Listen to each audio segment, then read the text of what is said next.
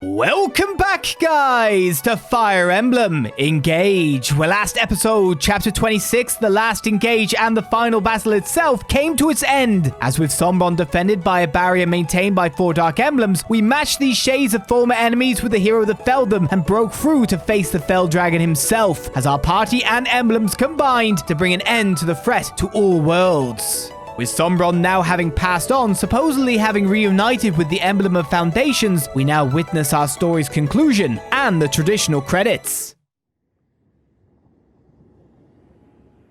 The portal is closing. Once it's shut, the war ends, and balance returns to the world. We did it!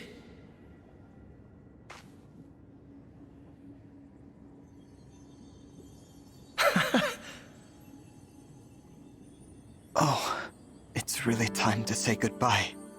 This was a wonderful journey. Thank you for letting us share it with you. No. Thank you, Marth. I'm so sad to see you go. But it's time to stand tall and say goodbye. Thank you for keeping your promise. You really were my ally, my friend, through it all. I just hope I'll be strong enough for whatever lies ahead. You will be. You're already much stronger than 1,000 years ago. Or the day you awakened. I know you'll carry on the Emblem's legacy. And your mother's. We will not be here to help you anymore. Now, it's your turn to help others. As the Divine Dragon, and as an Emblem. I will. You're not doing this alone. We'll be there to support you, brother. We can't replace Marth and the others, but we'll do what we can. Yes. Please, don't worry. It's no good. Here come the tears. I wish we didn't have to lose you. We were just getting to know you, and now... goodbye forever? Please do not cry. But... This world's burdens are yours to shoulder. Meet them proudly. You should not always hold back tears. But please, for now, try to. I agree. I'd like for us to part with smiles on our faces. That's how I want us to remember each other. In joy, not sorrow. Me too.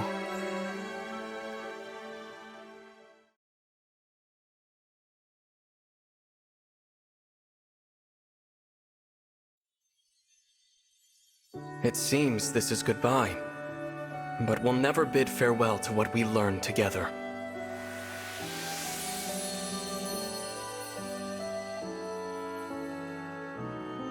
I'll miss you, but I know you'll choose the right paths to walk.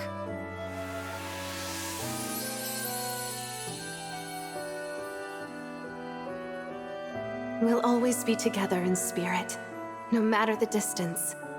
Build a bright future.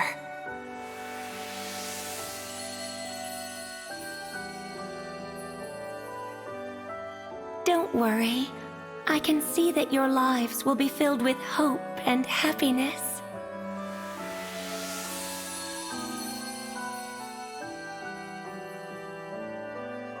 Go out and create a better world. I know you can. I know you will.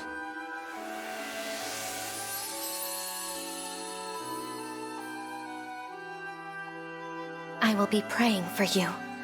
Praying that your world is filled with kindness and laughter.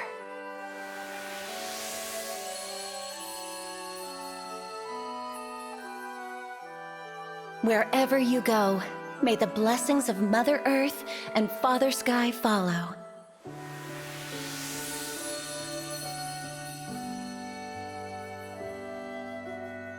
I'm glad to have known you. I hope you make an Arcadia of this land.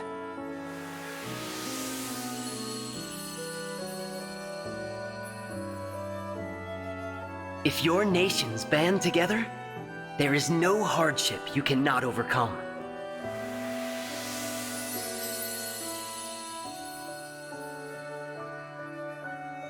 Know love as well as grief. Honor your bonds. Carry the light, and nothing will be impossible.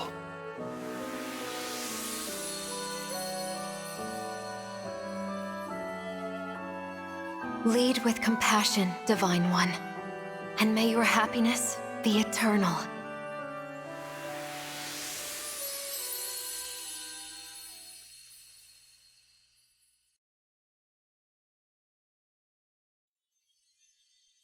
This is the moment.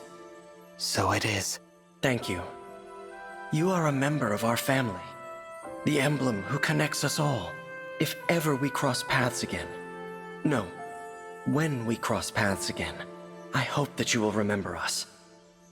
We who existed together for this time. The 13 emblems. Of course I'll remember you. Everything about you, and all the times we shared. Even when we're apart, we'll always be connected. Thank you for standing with me. Until the very end.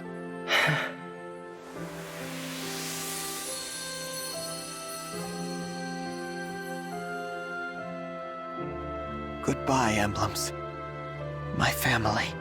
You gave me courage, strength, and inspiration. I will follow your example, always. I promise. Let's go back home, everyone. Back to Elyos.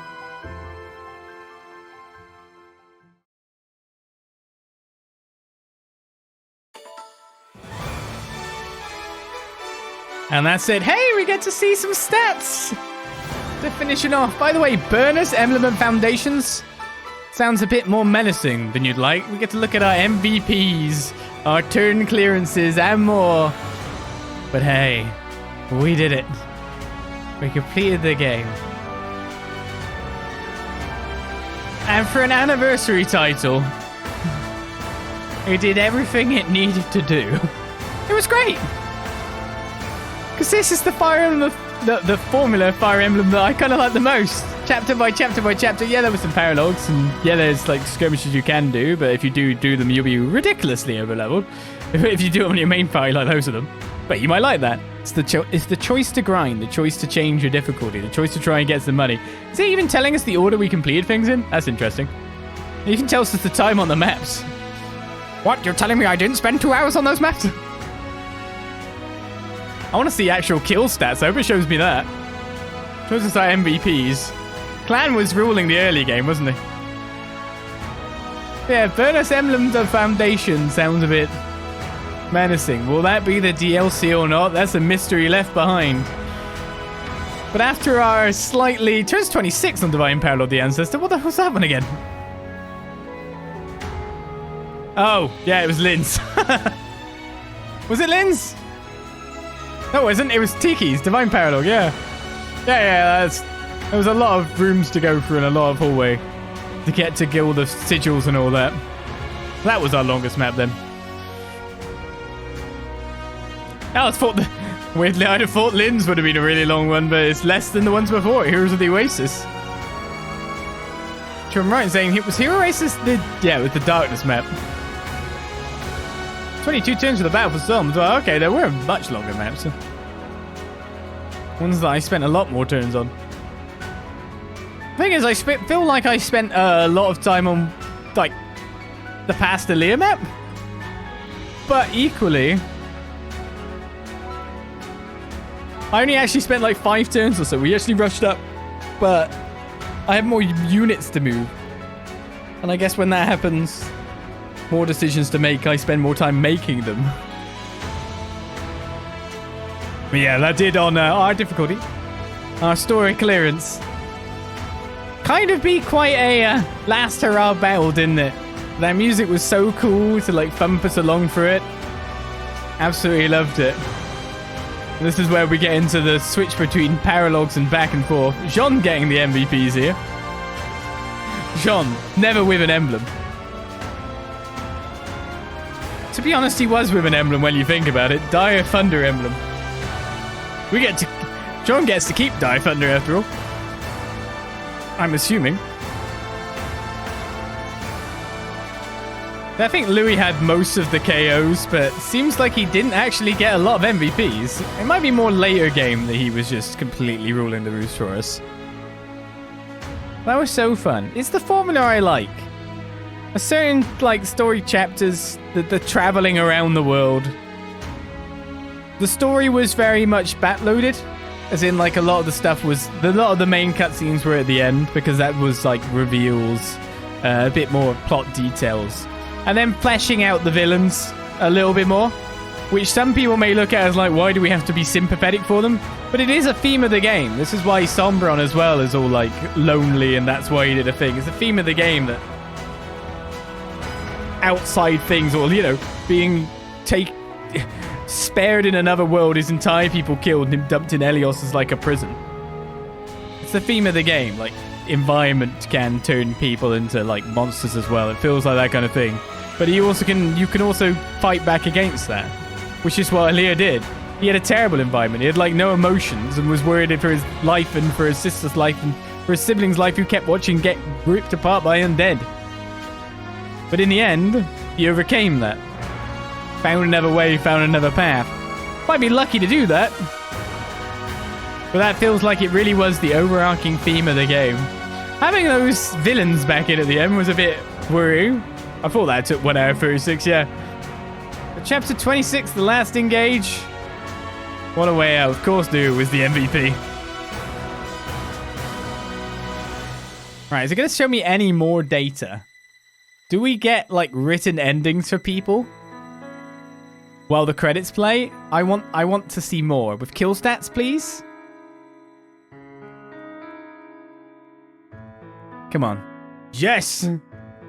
Alear became the new Divine Dragon Monarch. His bonds with the rulers of each nation resulted in a lasting peace. Louis worked hard, rarely taking in the side of others socializing. He often took hot black tea to the Divine Dragon Monarch in the evening, so they might chat. 172 battles, 110 wins? Wait, Alear had more wins? What?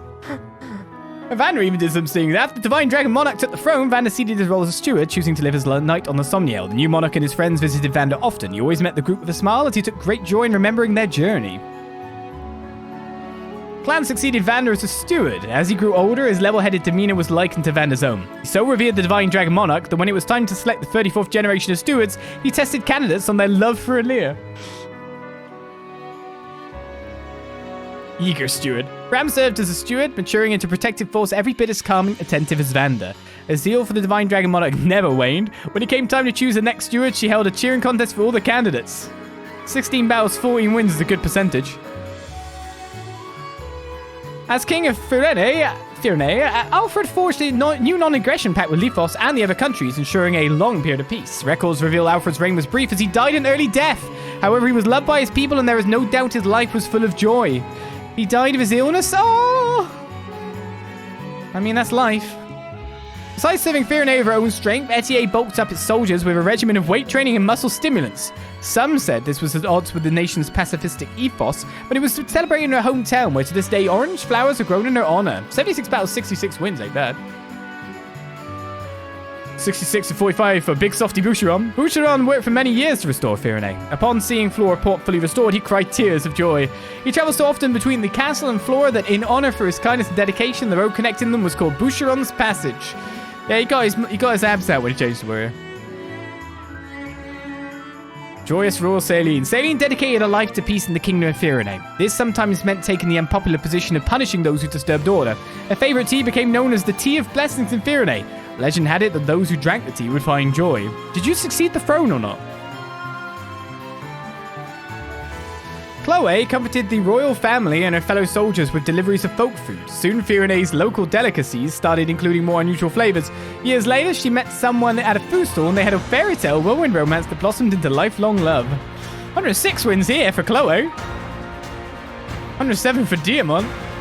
Did I get my meritocracy wrong?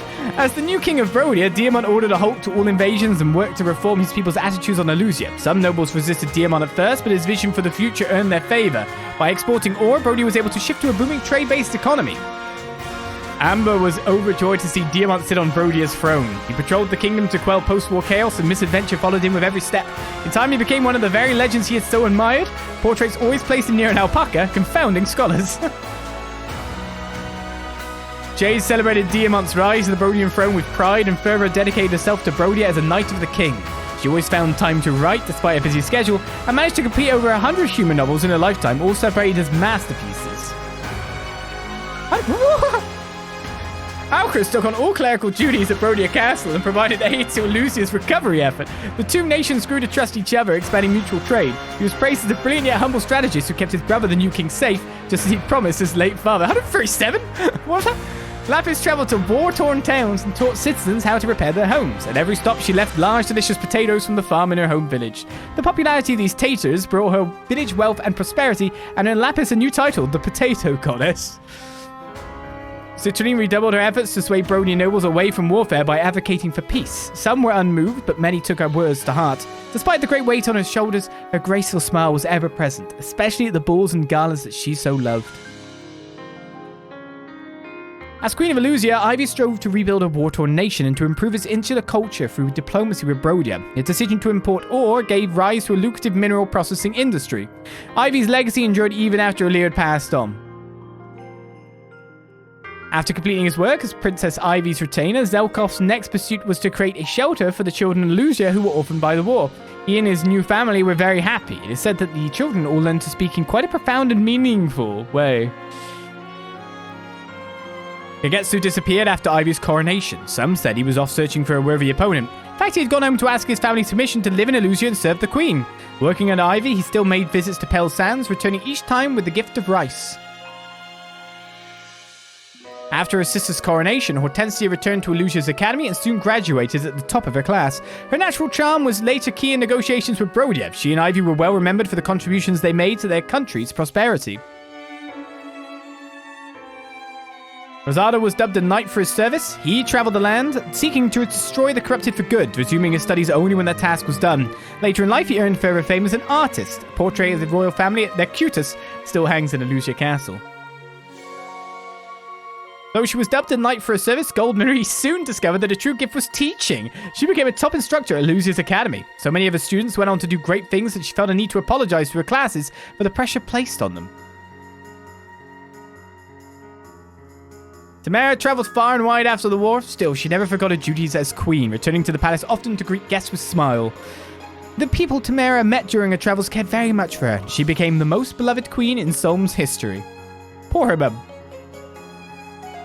Marin traveled with Tamara, gathering material for her book on rare creatures. Though it had few readers upon publication, the work came to be treasured for its insights on dragons. In her later years, Marin went back home and took her place as matriarch, uniting her village. What? Dragons can't turn into dragons. That's what the insight is.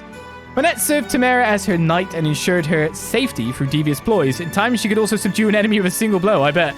Though she searched for her missing parents, she never found them. Still, she quietly rebuilt her family's church. Ricardo traveled aimlessly until Tamara's coronation and then returned to the palace to serve behind the scenes as her advisor.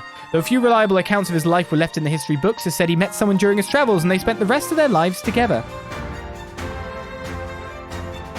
Andreo founded a popular new religion worshipping all dragons. He planned a huge raucous party in Elyos, but when Vanderbolt, he made it slightly tamer. His cheerful howl later became known as a special prayer to the divine dragon monarch. Oh god.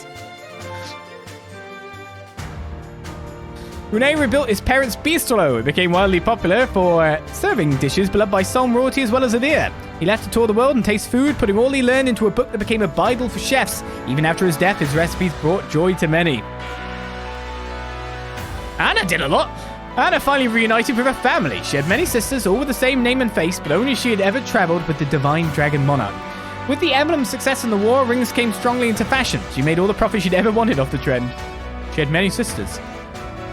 Jean became a great doctor, and after taking over his father's clinic, he visited Elyos once a month to make house calls. Passionate about researching new medicines, Jean found his village's famous tea leaves could be developed into a panacea.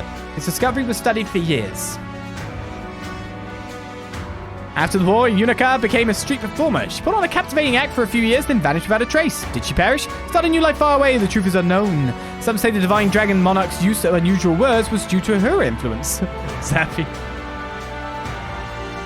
Silo became famous the world over for his dancing and fortune-telling. In later years, he was a traveling performer telling of his time with Alear.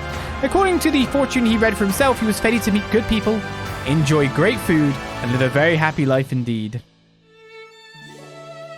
After the war, Lyndon returned home to a leisurely retirement. He passed on a peaceful spring morning, returning to the side of his beloved wife in the hereafter.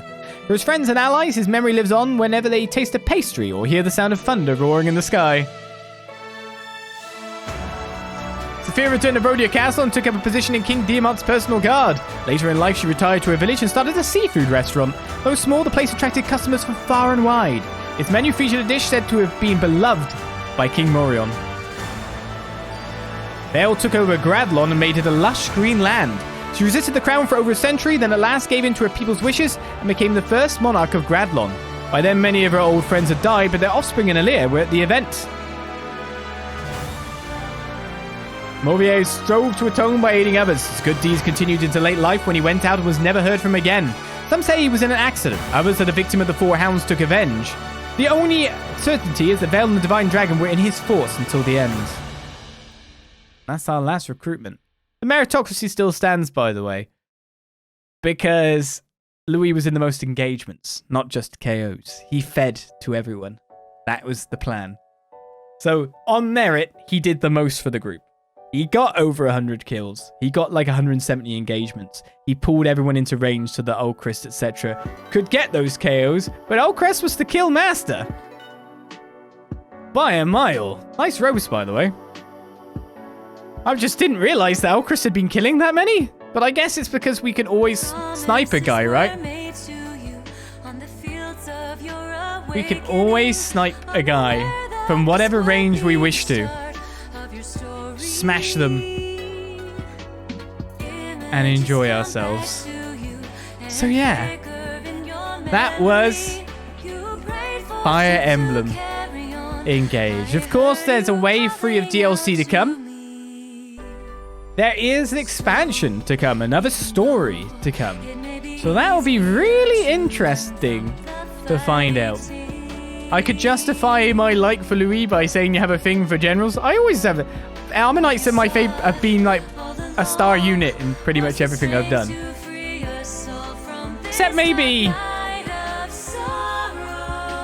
I don't think Elyos. I'm not sure. I don't think Elyos. But you can almost count Nephany as one. I know she's a sentinel, but she worked in the same way.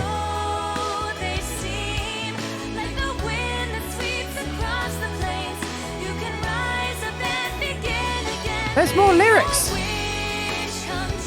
Knights or pegs.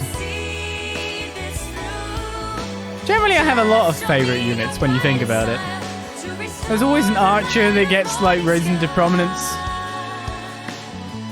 But I always value super heavily the guy that can make the pool. Not only make the pool, because there's making the pool and killing, but there's making the pool and feeding everyone else experience so you can balance it about. That unit is pretty much integral to the way I play. Probably integral to the way everyone plays, but wouldn't surprise me. It's just that everyone pulls with Armanites, right? I think more people, a lot of other players are more okay with having a player take 1 damage than me. That's really the thing, isn't it? You can see how happy I am when I see like 7 damage on a guy. Like, no. What if that 1% crit procs? And by the way, that stuff happens. That actually that happened on one of my skirmishes. And I had to turn back time. I had a guy that hit someone who was 50 HP. Oh no, like 30 HP, 34, 38 for 7-7. But they had a 1% crit and they crit both attacks. That happens. That's Fire Emblem though. That's Fire Emblem. That's exactly Fire Emblem. Even on normal, it's a gamble. You can still put a unit in a stupid place and get it killed. It's interesting that this game's normal difficulty is the first one though that says beginner kind of style. That's like interesting. But still it's the first option, so still intended, right? But anyway, what a great game. It is my style of Fire Emblem. The combat was fun, all the systems in it. Being an anniversary game so that you can play with all these old characters that maybe you haven't met because games haven't been remastered or actually translated and brought out officially in the West. But hey, they're coming together, are they? And the ones that you have played with, the ones that you liked so massively. Like for me, of course, Ike is my guy. Ike is my main character. And while I wish that they tried to go with, I'd say, a grittier, more down-to-earth character like Ike from the start. Of course, he rises to prominence. But from his beginnings, not a lord, not a royal, not anything. Maybe the son of a general's fine. I hope for that in the future. But I like this formula. I like the way it played out. It's exactly the right length for me. Skirmishes are fun, fast. And there's our emblems. So is there anything for when these credits fade?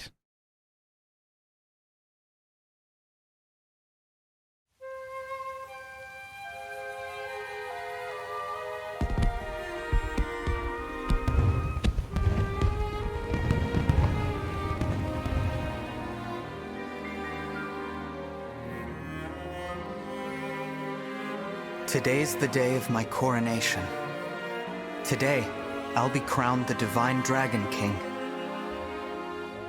I had hoped that all of you would be standing by my side for the occasion. But I guess not.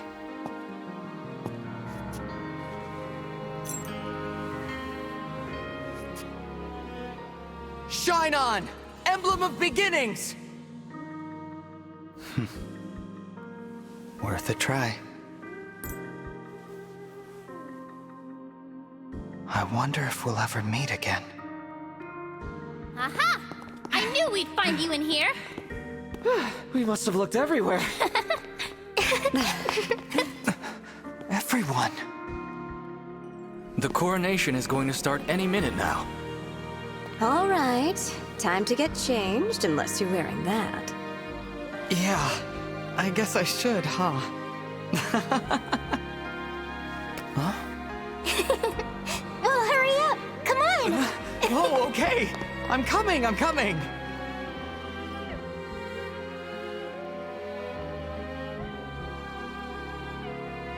Someday, in the future, our paths may cross once more. Our bonds can be reforged time and again. Whenever you desire, you need only say the word. Engage!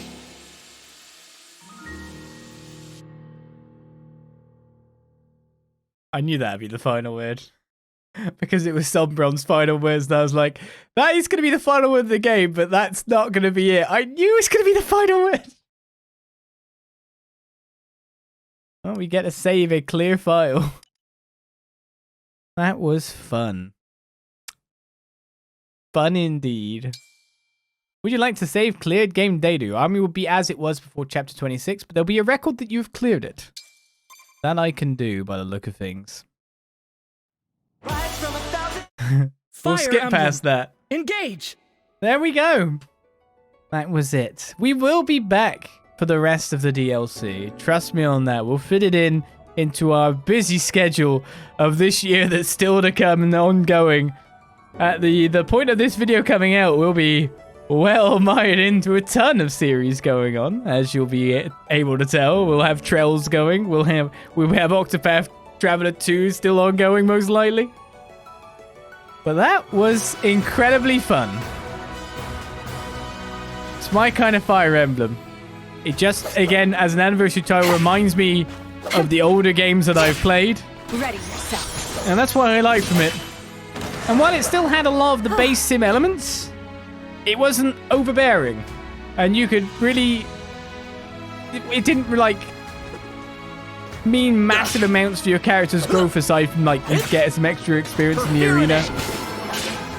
And it was where you would generate supports, and people like supports. You were a good fight. That worked beautifully. The battles were really fun, really fast, really flying.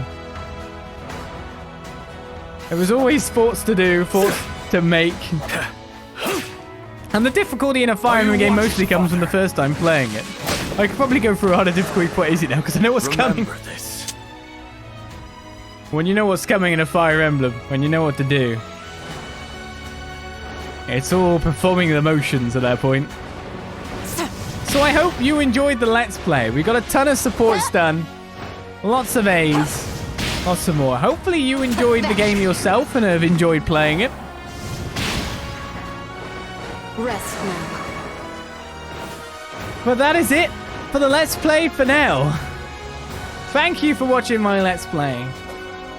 I hope you enjoyed the show, the slow, Let's have some fun. the triumphs and the failure. That was fun. And we'll have to see what comes to Fire Emblem next. Another remaster?